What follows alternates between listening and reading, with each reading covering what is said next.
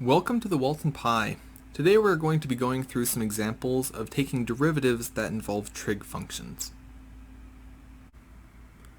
Let's start by saying that f of x is equal to 3 sine of x minus 4 tangent of x. We want to figure out what the derivative of this is going to be. Well, if we remember the trig derivatives, which if you don't, check out my last video, but if we do, then we can just take the derivative of each of the pieces separately and then take those derivatives and plug them in. So 3 times sine of x, the derivative of that is going to be 3 times the derivative of sine. Now the derivative of sine of x is equal to cosine of x. So this is going to be a 3 cosine of x, and then we also need to remember what's the derivative of tangent of x. Well, this is the derivative of sine of x over cosine of x, so we can use the quotient rule if we don't remember it, but it turns out this is secant squared of x. So we are going to get 3 cosine of x minus 4 secant squared of x. That is the derivative of 3 sine x minus 4 tangent of x. Let's then continue and figure out what's the second derivative of x. So we are going to be taking the derivative of 3 cosine x minus 4 secant squared x. Well, we now are going to need what's the derivative of cosine of x. Well, the derivative of cosine is negative sine of x. But then we are also going to be needing the derivative of secant of x. And this is secant x tangent x. It's those two multiplied together. Now, for secant squared x, we can rewrite that as 4 secant of x times secant of x.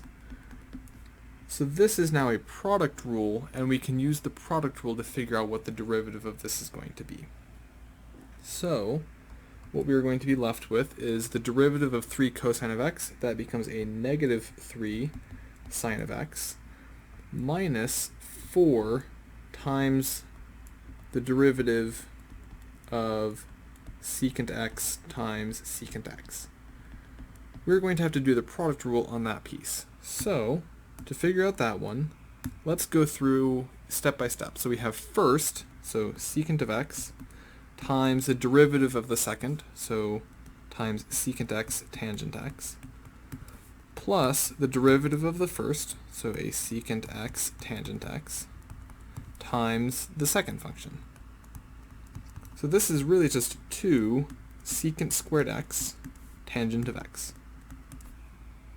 So that tells us that our second derivative of x is equal to negative 3 sine of x minus 4 times 2, so that's going to be 8. So minus 8 secant squared x tangent of x.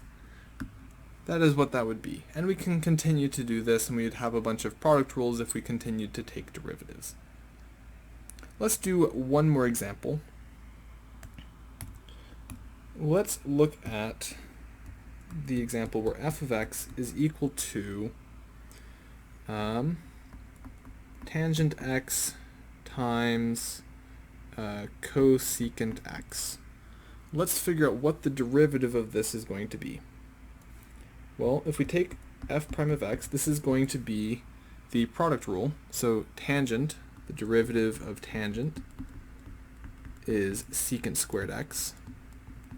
And then the derivative of cosecant of x, that is going to be negative cosecant x cotangent x. So, using the product rule, we have first times the derivative of the second,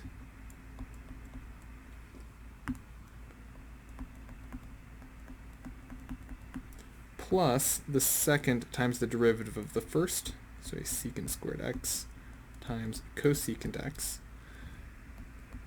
So let's write this in terms of sines and cosines. So that is going to be sine x over cosine x from the tangent times negative cosecant, that is 1 over sine of x, cotangent, cosine of x over sine of x, plus, and then we got secant squared, so that's going to be 1 over cosine squared x, and then cosecant is times 1 over sine of x.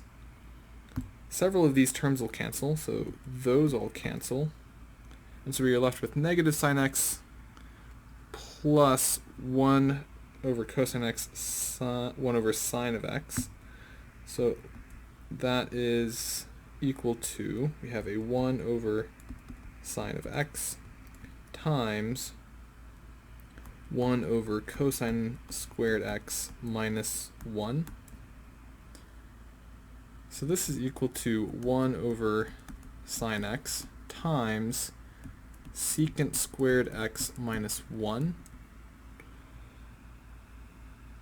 And this is something that we're going to have to try and figure out, what is this equal to? Well, secant squared shows up in one of the trig identities. So if all we're able to remember is sine squared x plus cosine squared x equals 1. If we're trying to get a secant squared, that means we would divide everything in here by cosine squared x. Because that is going to turn this piece into secant squared x equals a 1 plus tangent squared x. So that means that secant squared x minus 1 is equal to tangent squared x. So this is equal to 1 over sine of x times tangent squared x, sine squared x over cosine squared x. So this is going to be equal to sine x over cosine squared x, which is equal to secant x tangent x. This looks a lot like the derivative of secant. So does that mean that tangent of x times cosecant of x is equal to secant of x? It turns out it does. We can go and check that by looking at, if we look at tangent x times cosecant x, that is sine of x over cosine of x times 1 over sine of x. Those cancel, so 1 over cosine of x is equal to secant of x. So this is a useful thing to check sometimes, is if you're trying to take the derivative of something like this, it might not be easier to just do the product rule first. It might be easier to convert everything into sines and cosines to see if everything comes out simpler that way. I hope you enjoyed this video and that it was helpful for you. Please check out some of my other videos, and please like and subscribe if you have not already, so I can continue to make these sorts of videos. Have a great day and good luck with the rest of your math.